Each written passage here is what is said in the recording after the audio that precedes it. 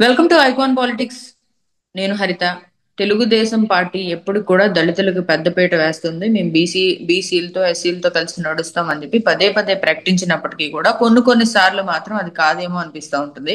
ఈ కొన్ని సంఘటనలు చూసినప్పుడు అదేంటంటే మొన్న జీవి రెడ్డి గారు బాలకోటయ్య గారి మీద బహుజన్ చేసి అమరావతి చేసి బాలకోటయ్య గారి మీద ఆ ఆయన ఫైర్ అవడం చూసాం.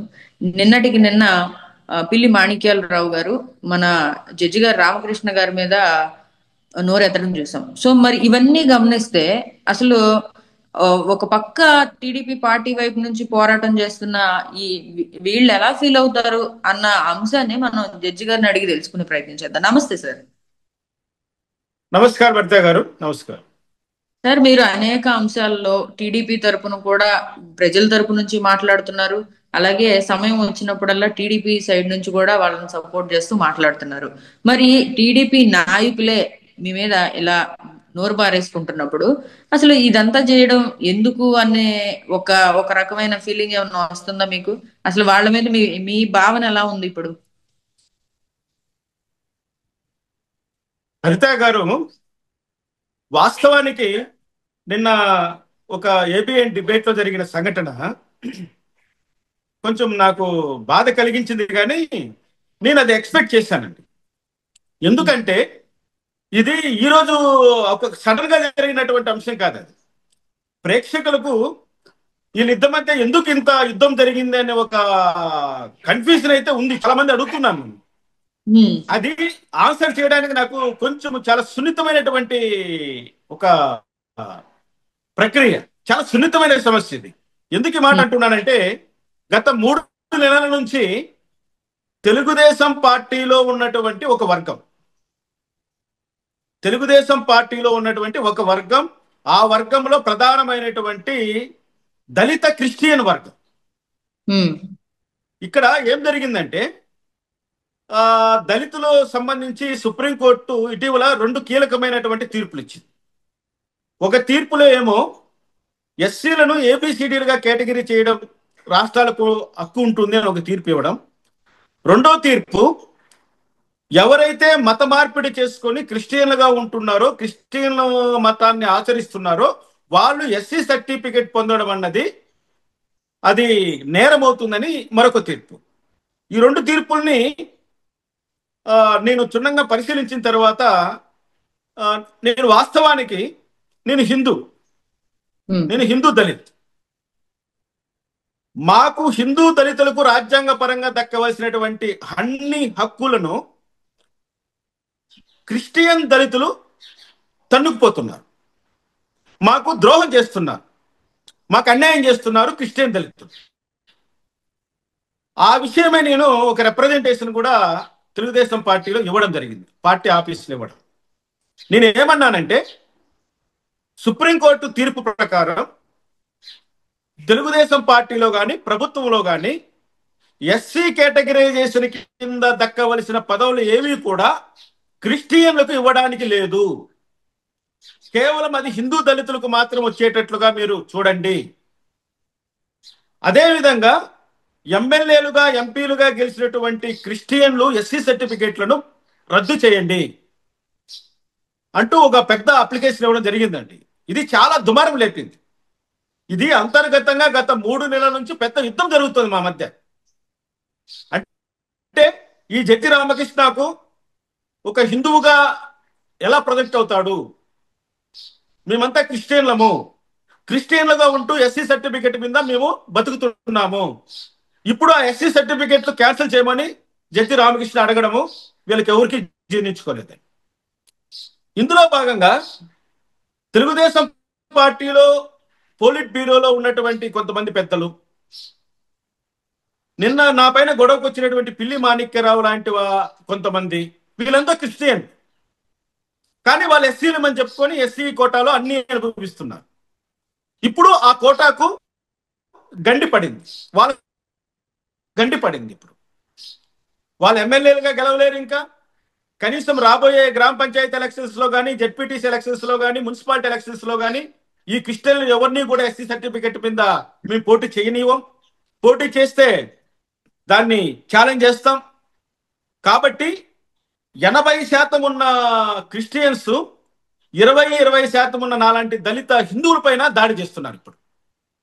ఆ పరిణామ క్రమంలోనే నిన్న ఈ ఇన్సిడెంట్ జరిగింది. అంతేగాని ఇది తెలుగుదేశం పార్టీకి సంబంధించిన వ్యవహారం కాదు, ఇంకా ఏ ఇతరత్ర వర్గానికి సంబంధించిన వ్యవహారం కాదు. ఇందులో ఉన్నది ఇదే. నేను క్రిస్టియన్లకు ఎవరికి కూడా ఎస్సీ సర్టిఫికెట్ ఇవ్వకూడదని నేను ఏదైతే ఈరోజు పోరాటం మొదలుపెట్టానో దాని పర్యవసానమే ఈరోజు నా పైన జరుగుతున్నటువంటి దాడులు. అందరూ కూడా చాలా మంది ఈ వ్యవహారం వల్ల తెలుగుదేశం పార్టీకి కూడా పెద్ద తలనొప్పిగా తయారయ్యే అవకాశం వచ్చింది.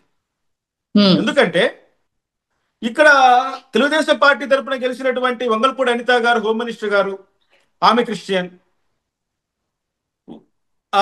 వర్ల రాజా గారు, ఆయన క్రిస్టియన్. మా ఇక్కడ గంగాధర్ నెల్లూరు థామస్, ఆయన క్రిస్టియన్. ఈ విధంగా లెక్క వేసుకుంటూ పోతే గెలిచినటువంటి తెలుగుదేశం శాసనసభ్యులు ఎస్సీలలో ఉన్న వాళ్ళందరూ క్రిస్టియన్. ఒక పూతలపట్టు ఎమ్మెల్యే, మా నెల్లూరు దగ్గర గూడూరు ఎమ్మెల్యే, ఇట్లా కొంత మన బాల రామాంజనేయ స్వామి గారు, వీరాంజనేయ స్వామి గారు, ముఖ్యమంత్రి గారు, ఇట్లా కొంతమంది తప్పనిస్తే మిగిలిన వాళ్ళందరూ కూడా క్రిస్టియన్స్. నేను వాళ్ళ ఎమ్మెల్యే సభ్యత్వాన్ని రద్దు చేయమని అడిగా. వాళ్ళు బోగస్ క్యాస్ట్ సర్టిఫికేట్తో వాళ్ళు ఎమ్మెల్యేగా గెలుపొందారు. ఇది సుప్రీంకోర్టు ఇచ్చిన తీర్పుకు వ్యతిరేకం కాబట్టి వీళ్ళందరి యొక్క క్యాండిడేట్ను రద్దు చేయమని నేను అప్లికేషన్స్ ఇచ్చాను. ఎలక్షన్ కమిషన్ ఆఫ్ ఇండియా దగ్గర ఇచ్చాను, స్టేట్ ఎలక్షన్ కమిషన్లో ఇచ్చాను, తెలుగుదేశం పార్టీ ఆఫీసులో ఇచ్చాను, వైఎస్ఆర్సీపీ ఆఫీసులో వాళ్ళకు పోస్ట్ ద్వారా పంపించాను, అన్ని పార్టీల్లోనే పంపించాను. నేను అడుగుతున్నది ఏంటంటే, భారత రాజ్యాంగంలో ఏదైతే షెడ్యూల్ క్యాస్ట్ వాళ్ళ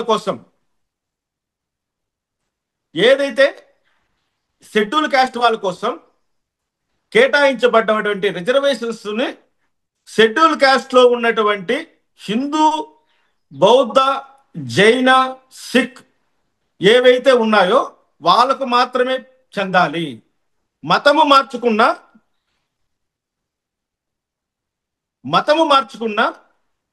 హిందువులకు చెల్లకూడదు. వాళ్ళకు ఆల్రెడీ బీసీసీలో వాళ్ళకు రిజర్వేషన్ కల్పించారు కాబట్టి వాళ్లకు బీసీసీలోనే వాళ్ళకు అకామిడేట్ చేయాలి. ఎస్సీ కేటగిరీ కింద అకామిడేట్ చేయడానికి వీలు లేదు అంటూ నేను గత 3 నెలల నుంచి భారీగా రాష్ట్ర వ్యాప్తంగా నేను తిరుగుతున్నాను. మా హిందూ సోదరులందరినీ కలుస్తున్నాను. ఎందుకంటే 15% రిజర్వేషన్ ఉందండి మా ఎస్సీలకి. ఈ 15%లో మేమున్నది 20%. ఇప్పుడు మా ఇంటికి చదువుకున్న ప్రతి బిడ్డకు ఉద్యోగం వస్తుంది మా హిందువుల్లో. ఇది కానీ అమలు పరిస్తే, సుప్రీంకోర్టు తీర్పును అమలు పరిస్తే, మేము చదువుకున్న ప్రతి బిడ్డకు, మా హిందూ దళిత బిడ్డకు, ప్రతి బిడ్డకు ఒక ఉద్యోగం వస్తుంది. మేము ఎందుకు వదులుకోవాలి? కాబట్టి మతం మారిన వాళ్ళందరినీ కూడా బీసీసీ కింద చేర్చండి. హిందువులుగా చలామణి అవుతున్న వాళ్ళు, హిందువులుగా జీవిస్తున్న వాళ్ళు, హిందూ తత్వాన్ని ఆచరిస్తున్న వాళ్ళకు రిజర్వేషన్ ఇవ్వండి అనేది నా వాదన ప్రస్తుతానికి. దానివల్ల ఈరోజు పిల్లి మాణిక్యాలరావు, ఆయన క్రిస్టియన్, ఆయన వర్గం నా పైన ఏడన్నా గుంటూరు, విజయవాడ అక్కడ చోట నేను ఏడన్నా దొరికినా కొట్టడానికి కూడా సిద్ధంగా ఉన్నారు. వీళ్ళందరూ నా పైన దాడి చేయడానికి కూడా సిద్ధంగా ఉన్నారు. అనేక రకాల ముందు పెట్టుకొని చంద్రబాబు నాయుడు గారు కూడా ఈ విషయం పట్ల కొంచెం సానుకూలంగానే ఉన్నట్లుగా నాకు అనిపించింది. ఎందుకంటే కూటమి ప్రభుత్వంలో జనసేన సనాతన ధర్మాన్ని క్లెయిమ్ చేసుకొని ముందుకెళ్తోంది. బీజేపీ హిందుత్వ పార్టీ అని చెప్పనవసరం లేదు. మరి బీజేపీతో జనసేనతో కలిసి కూటమి ప్రభుత్వంగా ఏర్పడినటువంటి చంద్రబాబు నాయుడు గారి ప్రభుత్వం ఈ అంశంలో ఏమైనా డబుల్ స్టాండర్డ్గా వ్యవహరిస్తుందా అనేది నాకున్నటువంటి సందేహం. ఖచ్చితంగా చంద్రబాబు నాయుడు గారు కూడా సుప్రీంకోర్టు తీర్పును గౌరవించారు. సుప్రీంకోర్టు తీర్పు ప్రకారము మేమిచ్చిన అభ్యర్థనను ఆయన పరిశీలించేయాలి. నీకు ఎస్సీ కేటగిరీలో ఏ దళిత క్రిస్టియన్ని కూడా అకామిడేట్ చేయడానికి లేదు. ఇప్పుడు ఈ పిల్లి మాణిక్యాలరావు కూడా లిట్ క్యాప్ చైర్మన్ గా ఒక ఎస్సీ కోటాలోనే నియమించబడ్డాడు. కానీ ఆయన ఎస్సీ కాదు. ఈ విధంగా దొంగగా పదవులు పొందినటువంటి చాలా మంది ఈరోజు నా పైన కక్ష కట్టారు. నేను హిందుత్వాన్ని నేను మాట్లాడకూడదట, నేను కూడా కన్వర్షన్ అయిపోవాలట. చూడండి, ఇది ఎక్కడ న్యాయం? అందులో భాగంగానే ఈ బెదిరింపులు, నీ నాలుగు చీరేస్తాం, నిన్ను చంపేస్తాం, నీ అంతు చూస్తాం అంటూ నా పైన ఈ దాడి మొదలెట్టడం చూద్దాం. ఇక్కడ నేను చేస్తున్న పోరాటం న్యాయ పోరాటం, ధర్మ పోరాటం. మీరు దీని మీద భయపడవలసిన అవసరం లేదు. అవకాశం ఉందా సార్? ఏంటండి? మీరు ఈ అంశం మీద ఎంతవరకైనా వెళ్ళే అవకాశం ఉందా? మధ్యలో వీళ్ళు బెదిరింపులకు పాల్పడితే మళ్ళీ దీన్ని ఇక్కడ వదిలేస్తారా మధ్యలో? హరిత గారు, నేను, నా కుటుంబం, మా వంశం అంతా పుట్టుకతోనే హిందువులు. మా తాత ముత్తాతలందరూ కూడా మేము, మా కులదైవం శ్రీ కాద్రి లక్ష్మీ నరసింహస్వామి, మా గోత్రమే కాద్రి గోత్రం. మేము దళితులే కావచ్చు, మేము హిందువులు, మేము గర్వంగా చెప్పుకుంటాం ఆ మాట. మేము మా ఇంట్లో ప్రతిరోజు పూజలు జరుగుతాయి, ప్రతి పండుగలు జరుగుతాయి. మేము హిందూ ధర్మాన్ని తూచా తప్పకుండా పాటిస్తాం.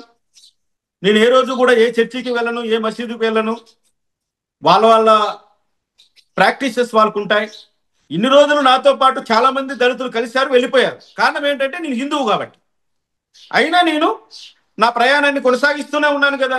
నేను ఎందుకు ఆగిపోవాలి? నా ధర్మాన్ని నేను ఎందుకు త్వరించాలి మధ్యలో అని? నేను హిందువునయ్యా, మీరు క్రిస్టియన్లుగా మీరు చెప్పుకుంటున్నారు, అది మీ గర్వం. నేను హిందువుగా నేను చెప్పుకుంటున్నా, అది నా గర్వం. ఈరోజు సుప్రీంకోర్టు ఏం చెప్పింది? క్రిస్టియన్లకు ఎవరికి కూడా ఎస్సీ సర్టిఫికేట్ ఇవ్వడానికి లేదని చెప్పింది. కాబట్టి నేను అందరి ఆఫీసర్లకు వార్నింగ్ ఇచ్చాను, అందరూ తహసీల్దార్లకు వార్నింగ్ ఇచ్చాను. ఎవ్వరు కూడా క్రిస్టియన్లకు ఎస్సీ సర్టిఫికేట్స్ ఇస్తే వదిలిపెట్టడం చెప్పాను. ఎక్కడైనా రాష్ట్రంలో నలుగురు ఎక్కడైనా సరే. ఆ కార్యక్రమంలో నేను ఎక్కువగా తిరుగుతున్నాను. ఇప్పుడు ఇంకా కూటమి ప్రభుత్వం వచ్చినా కూడా జడ్జి రామకృష్ణ గారు ఎందుకు ఒక్కరోజు కూడా ఇంట్లో ఉండకుండా ట్రావెల్ చేస్తున్నాడని చాలా మందికి అనుమానం ఉంది. నా ట్రావెల్ యొక్క పర్పస్ ఇది. నా హిందూ సోదరులను, హిందూ దళితుల్ని నేను కాపాడుకోవాలి. 100% ఉన్న హిందువులు ఈరోజు ఒక 10-15% ఎలా అయిపోయాం మేము దళితులము. ఒక దళితుడు కనపడ్డండి. మొన్న రఘురామకృష్ణరాజు గారితో ఒకసారి కలిసినప్పుడు ఆయన అన్నాడు, ఆయన ఏరియాలో ఒక దేవాలయం కమిటీలో ఒక ఎస్సీలకు స్థానం ఇవ్వాలని గవర్నమెంట్ జీవో ఇచ్చింది కాబట్టి ఒక ఎస్సీకి స్థానం ఇవ్వాలని ఎత్తుకాడంట మొత్తం విలేజెస్ అన్ని. ఆయన నియోజకవర్గం అంతా ఒక దళిత హిందూ కనపడలేదంటండి, ఆయనకు లేడంట. నేను మొన్న భీమవరం వెళ్ళాను ఒక కార్యక్రమాన్ని,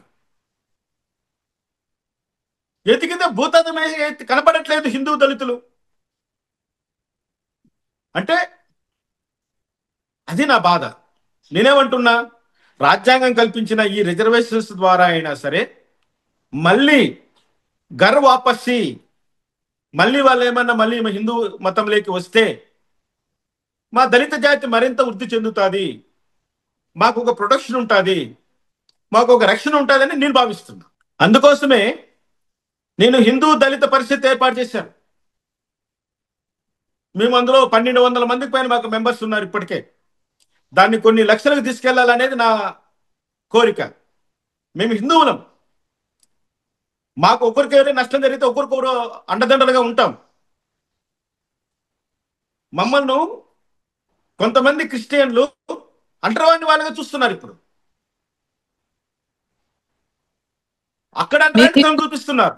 హిందువుగా ఉన్నందుకు సార్, హిందువుగా ఉన్నందుకు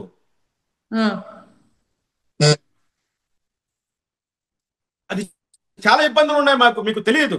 ఎందుకంటే మిగిలిన వర్గాలు అవి బ్రాహ్మణ కావచ్చు, క్షత్రియ కావచ్చు, వైశ్య కావచ్చు, కమ్మ కావచ్చు, కాపు కావచ్చు, రెడ్డి కావచ్చు, ఇంక ఇతరత్ర ఏ ఓసీ కులాలైనా కావచ్చు, బీసీలు కావచ్చు, వాళ్లకు దళితులతో ఎందుకు అయ్యే వైరం అంటే, ఈ కన్వర్షన్ క్రిస్టియన్స్ అందరూ కూడా ప్రతి ఆదివారం చర్చిలో కూర్చొని చర్చించే అంశం ఏంటంటే ఎస్సీ ఎస్టీ కేసులు పెట్టడం, తప్పుడు కేసులు వీళ్ళందరి పైన.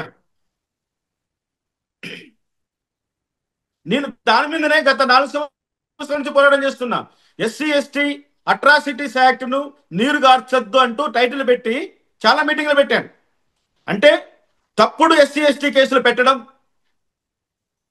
ఎవరో డబ్బు ఇస్తే వాళ్ళ శత్రువుల పైన మనము పోయి తప్పుడు కేసులు పెట్టడం, ప్రభుత్వం నుంచి వచ్చేటువంటి ఆ డబ్బు కోసం ఈ యొక్క నాయకులమని చెప్పుకునే దళిత లీడర్లందరూ గద్దల్లాగా వాలిపోవడం, దీనికన్నిటికీ పులి స్టాప్ పడాలంటే అసలైన హిందూ దళితులకే ఎస్సీ హోదా ఉండాలి.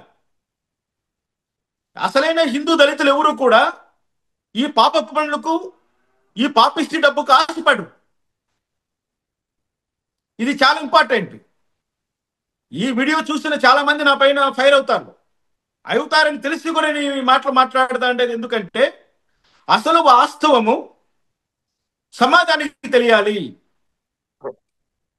అంటే ఎస్సీలో ఉన్న వాళ్ళు అందరూ కూడా తప్పుడు కేసులు పెడతారనేటువంటి ఏదైతే ఉందో దానికి మార్పు తీసుకురావాలి. నిజమైన ఎస్సీ బాధితులకు చట్టం అండగా ఉండాలి. చట్టములో ఉన్నటువంటి రక్షణ వీళ్ళకందరికీ కూడా కల్పించాలి. ఇది జరగాలంటే కల్తీగా ఉన్నటువంటి క్రిస్టియన్ దళితులని బీసీసీలోకి చేర్చాలి. ఈ ప్రయత్నం వల్లనే నిన్న పిల్లి మాణిక్యాలరావు గారికి నాకు ఆ స్థాయిలో వాగ్వాదం జరిగింది. అంతేగాని తెలుగుదేశం పార్టీలో మార్పు వచ్చిందని కానీ, తెలుగుదేశం పార్టీ దళితుల పట్ల ఇంకో రకంగా వ్యవహరిస్తుందా అన్న మీరు అడిగిన ప్రశ్నకు ఇదే నా సుదీర్ఘమైనటువంటి సమాధానం. ఎందుకంటే ఇది ప్రజలకు అర్థం కావాలి. ఇప్పుడు నేను చెప్పాను కాబట్టి అర్థమవుతుంది. నేను చెప్పకపోతే కన్ఫ్యూజన్ ఉంటుంది కదా, దళితుల మధ్య గొడవ అంటారు. కన్ఫ్యూజన్ గా ఉంటుంది చాలా మందికి. ఇప్పుడు ఈ యుద్ధము కేవలం ఒక కులఘర్షణలో మతము కులానికి ఉన్నటువంటి ఒక ఘర్షణ. నేనంటున్నది ఏంటి, క్రిస్టియన్ దళితులందరూ కూడా మర్యాదగా న్యాయంగా బీసీసీలోకి వెళ్ళిపోండి. ఎస్సీ సర్టిఫికెట్ల మీద మీరు చలామణి కాకండి. సుప్రీంకోర్టు అది నేరం అని చెప్పింది. 420 ఐపీసీ కింద కేసులు పెట్టమని చెప్పింది. ఈ విషయాన్ని మేము తెలుగుదేశం పార్టీ అధినాయకత్వానికి తెలియజేశాం. అక్కడ వీళ్ళందరికీ కూడా నా పైన, అంటే తెలుగుదేశంలో వైసీపీ క్యాడర్ ఉందండి, తెలుగుదేశం పార్టీలో వైసీపీ లీడర్లు ఉన్నారు. ఆ ప్రభావం నా పైన ఎక్కువ పడుతోంది. వాళ్ళే నన్ను ఎక్కువగా టార్గెట్ చేస్తున్నారు. పెద్దిరెడ్డి అనుచరులు ఉన్నారు, సజ్జల రామకృష్ణారెడ్డి అనుచరులు ఉన్నారు, విజయసాయి రెడ్డి అనుచరులు ఉన్నారు, అక్కడ మిథున్ రెడ్డి గారి గ్యాంగ్ అంతా టీడీపీలో చాలా మంది ఉన్నారు. సాక్షాత్తు మా తంబాలపల్లి నియోజకవర్గంలో ఉన్న తెలుగుదేశం క్యాడర్ అంతా పెద్దిరెడ్డి క్యాడరే. అటువంటప్పుడు నా పైన చాలా కన్ను ఉంటుంది అందరికీ. ఆ ప్రభావంతో నిన్న ఆయన అంత భారీగా ఆ స్థాయికి వెళ్ళిపోయాడు.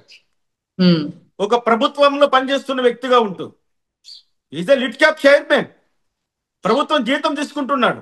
ఆ విధంగా మాట్లాడకూడదు, అది పెద్ద నేరం. అది ఇప్పుడు ఆయన మీద నేను ఎస్సీ ఎస్టీ అట్రాసిటీస్ యాక్ట్ పెడుతున్నా. ఆయన బీసీగానే చూపిస్తాను నేను ఇప్పుడు రిపోర్ట్లో. ఆయన క్రిస్టియన్ అని చెప్పి పోలీస్ కంప్లైంట్ ఇస్తున్నా. అదే విధంగా గవర్నర్ గారికి కంప్లైంట్ ఇస్తున్నా, చంద్రబాబు నాయుడు గారికి కంప్లైంట్ ఇస్తున్నా, లోకేష్ గారికి కంప్లైంట్ ఇస్తున్నా. మరి వాళ్ళు ఏం చర్యలు తీసుకుంటారో చూస్తాం. తర్వాత లీగల్ గా ఎట్లా మాకు తెలుసు, హైకోర్టు సుప్రీంకోర్టుకి ఎలా తెలుసు, కింది కోర్టులో ఎలా ఫైట్ చేయాలో తెలుసు. ఐ డోంట్ కేర్ అవన్నీ. ఆ బెదిరింపులన్నీ మాకేం అవసరం వస్తే నా హిందూ సమాజం నాకు అండగా ఉంటుందన్న ధైర్యము ఉంది. దెన్ చూద్దాం. రైట్ సార్, మీ యొక్క పోరాటం ఏదైతే ఉందో 100% గా సక్సెస్ అవ్వాలని కోరుకుంటున్నాం సార్. Thank you sir. తిరిగి మరొక అంశంతో మళ్ళీ